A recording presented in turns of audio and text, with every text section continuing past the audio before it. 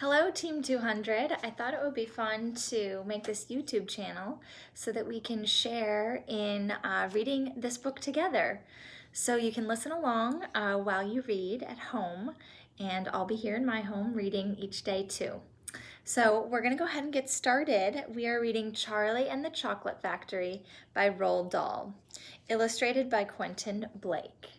So let's get started with chapter 1 on page 1. Here comes Charlie. These two very old people are the father and mother of Mr. Bucket. Their names are Grandpa Joe and Grandma Josephine. And these two very old people are the father and mother of Mrs. Bucket. Their names are Grandpa George and Grandma Georgina. This is Mr. Bucket. This is Mrs. Bucket. Mr. and Mrs. Bucket have a small boy whose name is Charlie Bucket. This is Charlie. How do you do? And how do you do? And how do you do again? He is pleased to meet you. The whole of this family, the 6 grown-ups, count them, and little Charlie Bucket lived together in a small wooden house on the edge of a great town. The house wasn't nearly large enough for so many people, and life was extremely uncomfortable for them all. There were only 2 rooms in the place altogether, and there was only 1 bed. The bed was given to the 4 old grandparents because they were so old and tired. They were so tired they never got out of it.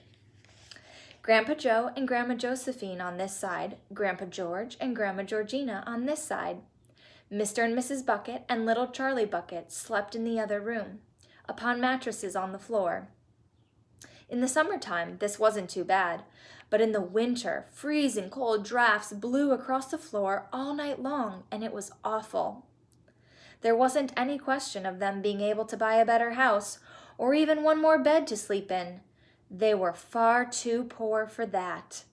Mr. Bucket was the only person in the family with a job. He worked in a toothpaste factory, where he sat all day long at a bench and screwed the little caps onto the tops of the tubes of toothpaste after the tubes had been filled. But a toothpaste cap screwer is never paid very much money, and poor Mr. Bucket, however hard he worked and however fast he screwed on the caps, was never able to make enough to buy 1/2 of the things that so large a family needed. There wasn't even enough money to buy proper food for them all. The only meals they could afford were bread and margarine for breakfast, boiled potatoes and cabbage for lunch, and cabbage soup for supper. Sundays were a bit better. They all looked forward to Sundays, because then, although they had exactly the same, everyone was allowed a second helping. The Buckets, of course, didn't starve, but every one of them, the 2 old grandfathers, the 2 old grandmothers, Charlie's father, Charlie's mother, and especially little Charlie himself, went about from morning till night with a horrible empty feeling in their tummies. Charlie felt it worst of all. And although his father and mother often went without their own share of lunch or supper, so that they could give it to him, it still wasn't nearly enough for a growing boy. He desperately wanted something more filling and satisfying than cabbage and cabbage soup.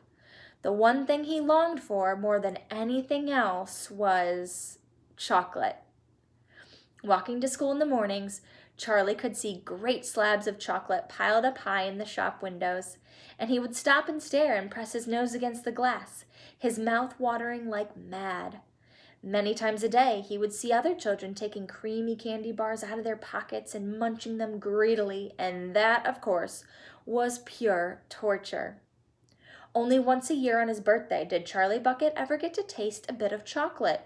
The whole family saved up their money for that special occasion, and when the great day arrived, Charlie was always presented with 1 small chocolate bar to eat all by himself. And each time he received it, on those marvelous birthday mornings, he would place it carefully in a small wooden box that he owned, and treasure it as though it were a bar of solid gold. And for the next few days, he would allow himself only to look at it, but never to touch it. Then at last, when he could stand it no longer, he would peel back a tiny bit of the paper wrapping at one corner to expose a tiny bit of chocolate, and then he would take a tiny nibble, just enough to allow the lovely sweet taste to spread out slowly over his tongue. The next day, he would take another tiny nibble, and so on and so on. And in this way, Charlie would make his 10-cent bar of birthday chocolate last him for more than a month. But I haven't yet told you about the one awful thing that tortured little Charlie, the lover of chocolate, more than anything else. This thing, for him, was far, far worse than seeing slabs of chocolate in the shop windows or watching other children munching creamy candy bars right in front of him. It was the most terrible torturing thing you could imagine, and it was this. In the town itself, actually within sight of the house in which Charlie lived, there was an enormous chocolate factory. Just imagine that! And it wasn't simply an ordinary enormous chocolate factory either. It was the largest and most famous in the whole world. It was Wonka's factory, owned by a man called Mr. Willy Wonka, the greatest inventor and maker of chocolates that there ever has been. And what a tremendous, marvelous place it was! It had huge iron gates leading into it, and a high wall surrounding it, and smoke belching from its chimneys, and strange whizzing sounds coming from deep inside it. And outside the walls, for half a mile around in every direction, the air was scented with the heavy, rich smell of melting chocolate. Twice a day, on his way to and from school, little Charlie Bucket had to walk right past the gates of the factory. And every time he went by, he would begin to walk very, very slowly, and he would hold his nose high in the air and take a long, deep sniffs of the gorgeous chocolatey smell all around him. Oh, how he loved that smell! And oh, how he wished he could go inside the factory and see what it was like. Chapter 2. Mr. Willy Wonka's Factory. In the evenings, after he had finished his supper of watery cabbage soup, Charlie always went into the room of his 4 grandparents to listen to their stories and then afterwards to say good night. Every one of these people was over 90. They were as shriveled as prunes and as bony as skeletons, and throughout the day, until Charlie made his appearance, they lay huddled in their one bed, 2 at either end, with nightcaps to keep their heads warm, dozing the time away with nothing to do. But as soon as they heard the door opening and heard Charlie's voice saying, "Good evening, Grandpa Joe and Grandma Josephine and Grandma George and Grandma Georgina," then all 4 of them would suddenly sit up, and their old wrinkled faces would light up with smiles of pleasure, and the talking would begin. For they loved this little boy. He was the only bright thing in their lives, and his evening visits were something that they looked forward to all day long. Often Charlie's mother and father would come in as well and stand by the door listening to the stories that the old people told.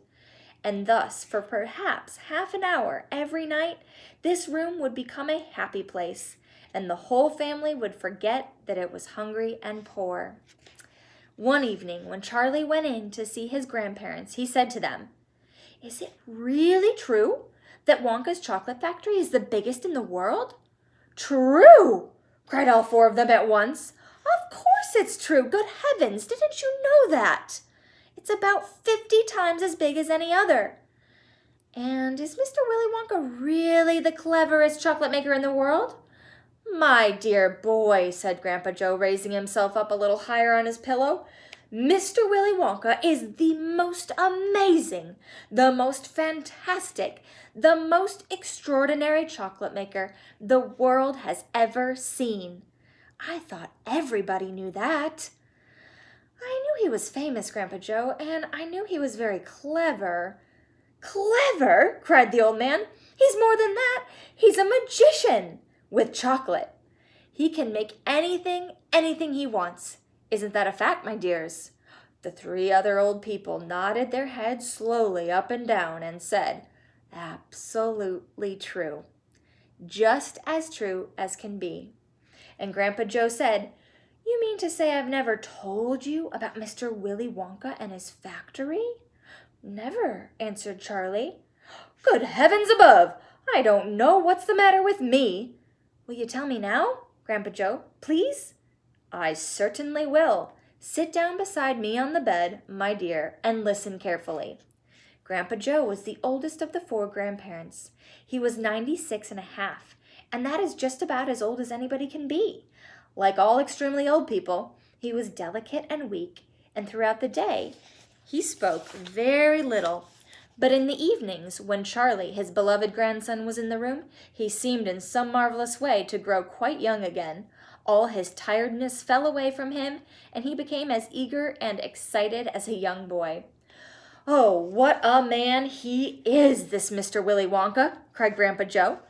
"Did you know, for example, that he has himself invented more than 200 new kinds of candy bars, each with a different center, each far sweeter and creamier and more delicious than anything the other chocolate factories can make?" "Perfectly true," cried Grandma Josephine. "And he sends them to all the 4 corners of the earth. Isn't that so, Grandpa Joe?" "It is, my dear, it is. And to all the kings and presidents of the world as well. But it isn't only candy bars that he makes. Oh, dear me, no! He has some really fantastic inventions up his sleeve, Mr. Willy Wonka has. Did you know that he's invented a way of making chocolate ice cream so that it stays cold for hours and hours without being in the icebox? You can even leave it lying in the sun all morning on a hot day and it won't go runny." "But that's impossible," said little Charlie, staring at his grandfather. "Of course it's impossible," cried Grandpa Joe. "It's completely absurd. But Mr. Willy Wonka has done it." "Quite right," the others agreed, nodding their heads. "Mr. Wonka has done it." "And then again," Grandpa Joe went on, speaking very slowly now so that Charlie wouldn't miss a word, "Mr. Willy Wonka can make marshmallows that taste of violets, and rich caramels that change color every 10 seconds as you suck them, and little feathery sweets that melt away deliciously the moment you put them between your lips. He can make chewing gum that never loses its taste, and candy balloons that you can blow up to enormous sizes before you pop them with a pin and gobble them up. And by a most secret method, he can make lovely bluebirds' eggs with black spots on them, and when you put one of these in your mouth, it gradually gets smaller and smaller until suddenly there's nothing left except a tiny little pink sugary baby bird sitting on the tip of your tongue." Grandpa Joe paused and ran the point of his tongue slowly over his lips. "It makes my mouth water just thinking about it," he said. "Mine too," said little Charlie. "But please go on." While they were talking, Mr. and Mrs. Bucket, Charlie's mother and father, had come quietly into the room, and now both were standing just inside the door listening. "Tell Charlie about that crazy Indian prince," said Grandma Josephine. "He'd like to hear that." "You mean Prince Pondicherry?" said Grandpa Joe, and he began chuckling with laughter. "Completely dotty," said Grandpa George. "But very rich," said Grandma Georgina. "What did he do?" asked Charlie eagerly. "Listen," said Grandpa Joe, "and I'll tell you." Chapter 3, Mr. Wonka and the Indian Prince. "Prince Pondicherry wrote a letter to Mr. Willy Wonka," said Grandpa Joe, "and asked him to come all the way out to India and build him a colossal palace entirely out of chocolate." "Did Mr. Wonka do it, Grandpa?" "He did indeed, and what a palace it was! It had 100 rooms, and everything was made of either dark chocolate or light chocolate. The bricks were chocolate, and the cement holding them together was chocolate, and the windows were chocolate, and all the walls and ceilings were made of chocolate. So were the carpets, and the pictures, and the furniture, and the beds. And when you turned on the taps in the bathroom, hot chocolate came pouring out. When it was all finished, Mr. Wonka said to Prince Pondicherry, 'I warn you, though, it won't last very long, so you'd better start eating it right away.' 'Nonsense!' shouted the prince. 'I'm not going to eat my palace. I'm not even going to nibble the staircase or lick the walls. I'm going to live in it.' But Mr. Wonka was right, of course, because soon after this, There came a very hot day with a boiling sun, and the whole palace began to melt, and then it sank slowly to the ground, and the crazy prince, who was dozing in the living room at the time, woke up to find himself swimming around in a huge brown sticky lake of chocolate. Little Charlie sat very still on the edge of the bed, staring at his grandfather. Charlie's face was bright, and his eyes were stretched so wide you could see the whites all around. "Is all this really true?" he asked. "Or are you pulling my leg?" "It's true!" cried all four of the old people at once. "Of course it's true. Ask anyone you like." "And I'll tell you something else that's true," said Grandpa Joe, and now he leaned closer to Charlie and lowered his voice to a soft secret whisper. "Nobody ever comes out." "Out of where?" asked Charlie. "And nobody ever goes in." "In where?" cried Charlie.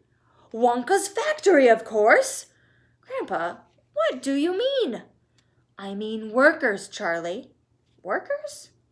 "All factories," said Grandpa Joe, "have workers, streaming in and out of the gates in the mornings and evenings, except Wonka's. Have you ever seen a single person going into that place or coming out?" Little Charlie looked slowly around at each of the four old faces, one after the other, and they all looked back at him. They were friendly, smiling faces, but they were also quite serious. There was no sign of joking or leg pulling on any of them.